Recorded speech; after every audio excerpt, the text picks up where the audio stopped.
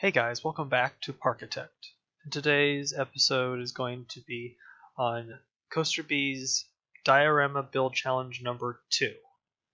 So this is going to be the month of May's build challenge, and we're going to be building a diorama around a B&M Dive coaster, which is actually utilizing the floorless coaster's track, but there's a mod that allows us to have a 6-person across trains, and so I already have that installed.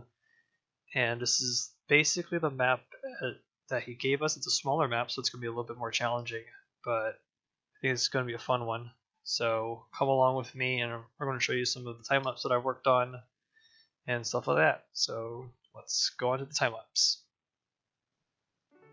Okay, first things first is to get some structures down for this brake run I started with. To be honest, some of this build was difficult to start off with, and to get my bearings to just basically start building and stuff like that. I did go in with this project with a theme already, and so the theme's going to be London, 1860s, the revolution, the Industrial Revolution, or something like that, or the tail end of it, or whatever you want to call it. But it's going to be very London-like, and then brick buildings and some factories. So the station is going to be one giant factory with some smokestacks, and then there's going to be some London skyline in the area and some buildings. I'm going to make some gift shops maybe, or some other buildings with rides and stuff.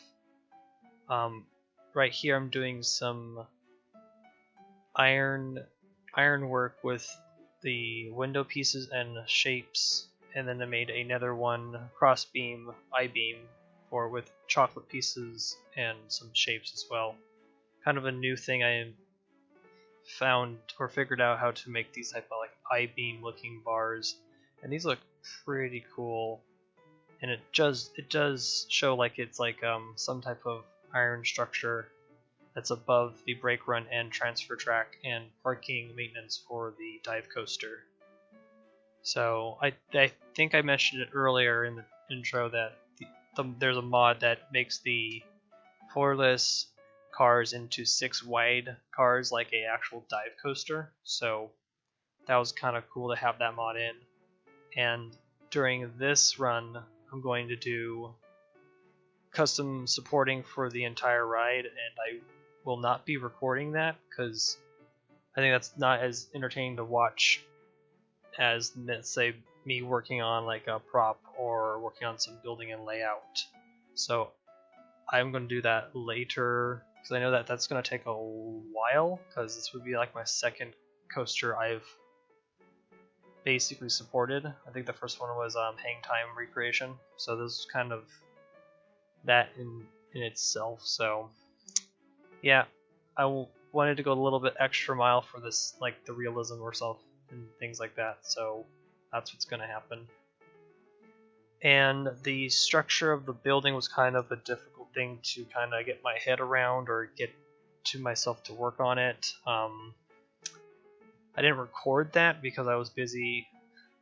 Apparently, I tested out some streaming things on the Discord, Parkitect Discord, and I forgot to, hit record, so I didn't have any of that footage. But I did have the right mind to record this little bit of a steam crane that I wanted to build and see how far I can get into making this look pretty realistic. And so the bottom is just basically brick, and then some corner details, and then mostly pillars and shapes. And the chocolate piece I think is a really cool piece to use as metal because it has this shiny effect to it. And I just kind of went after this type of very basic looking steam crane. The steam crane I pulled from Anno 1800 because I saw some screenshots of that, and they're pretty close in that time era, so it actually works out really well. That I was using that as a reference. This whole map idea is because of another game. I recently just got Assassin's Creed Syndicate, and I played a couple hours of it, and that's very London. That's all about London and the industrial, very industrial, and there's a lot of like brick buildings and trains and boats and all that stuff. And I think that's the really nice setting to give this coaster. And so I kind of just went from there. The crane was somewhat difficult in some of its detailing and stuff like that, but I think I pulled off the way it should look. Like here is like some cable work that would go for the crane, and I was adding too much of these little wheelhouses that would hold the cable, and adding too many of them kind of made it look very clunky and not realistic, because it should have like less points of where the cable wraps around a wheel or something. So I had to simplify this a little bit, and this was kind of my mistake run right here. It's okay to make mistakes and then the reset later, because I was kind of figuring out where I needed to put the cable, and with the cables only being at certain angles, it kind of is already a designated path for where the cable should go realistically. So I completely reset this, and then that will be the crane itself with that better cable system. As you can see on the side, I had just have props on the floor and stuff like that. I've been doing this more often lately, is that I would put down a whole bunch of props and then test out what they can combine into and what different colors I can make them and sizes, and then kind of just have them as like a palette and then just kind of choose from there. So if it makes it easier to work with stuff, because it's just right there. You just use the palette tool and just grab it, and then I go from there. And then I did some cables to hold some type of crate or box. I think I did a crate for it. Yes, I did a crate for it with some dynamite and some barrels and some other things and stuff like that. And I finished up some of the detail on the crane part. Now the crane part does not move. It's more like a stationary single height crane, so it just moves things on and off of maybe a barge or a train station or something.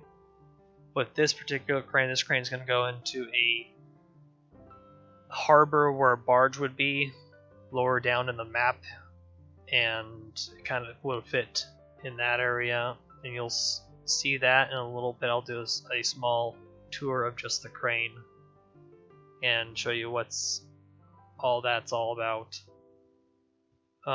What else did I do on the crane?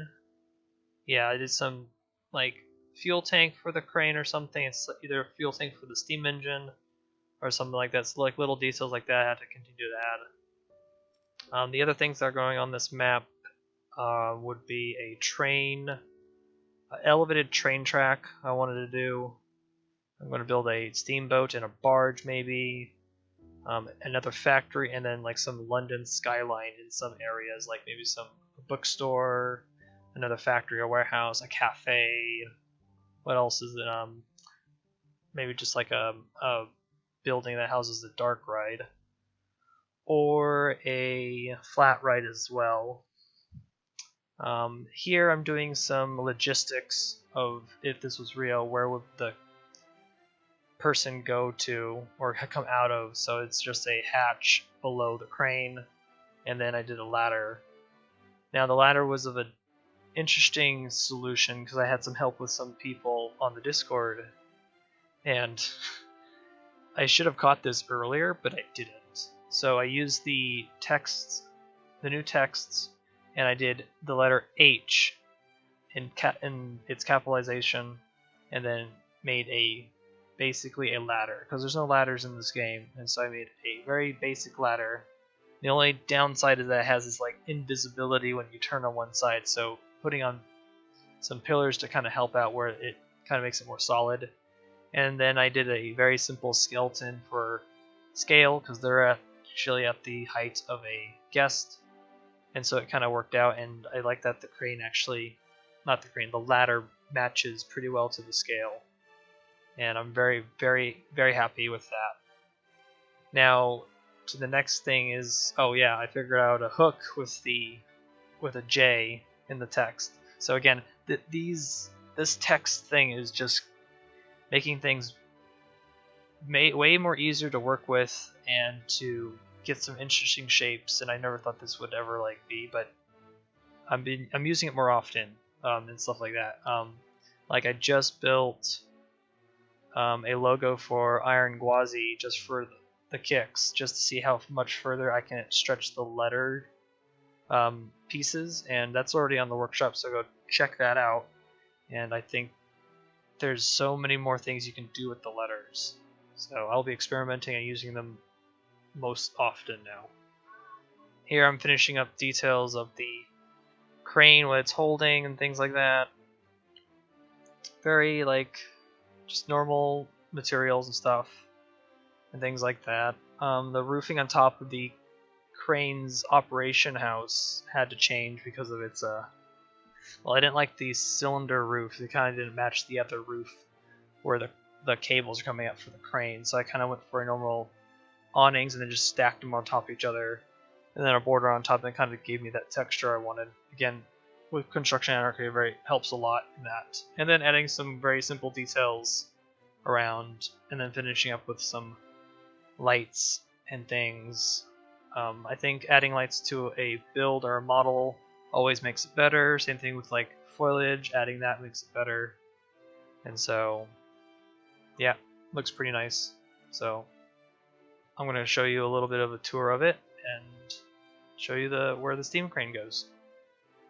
So here's the final placement of where the steam crane is going to go onto my harbor area that I built right next to the half loop of the dive coasters. This section was already lowered for the coaster part, but I decided to make it even a bigger ditch to kind of make it, since this was some part of the London River or something, or where boats would come in, and kind of just where the city kind of sits elevated above over here.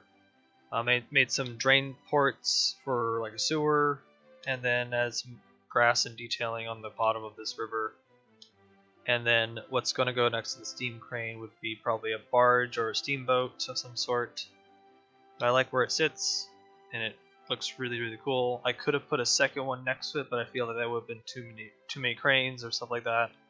So the next section in the time lapse is going to be, I'm going to work on the logo for the ride and work on some last minute details of the station. And yeah, let's get on to that. Okay, on to making the logo for Gears of Progress. So those just a very basic sign that would greet the guests as they walk into the park, or the diorama, because technically speaking this would be part of a bigger park maybe or something. So it was just a very simple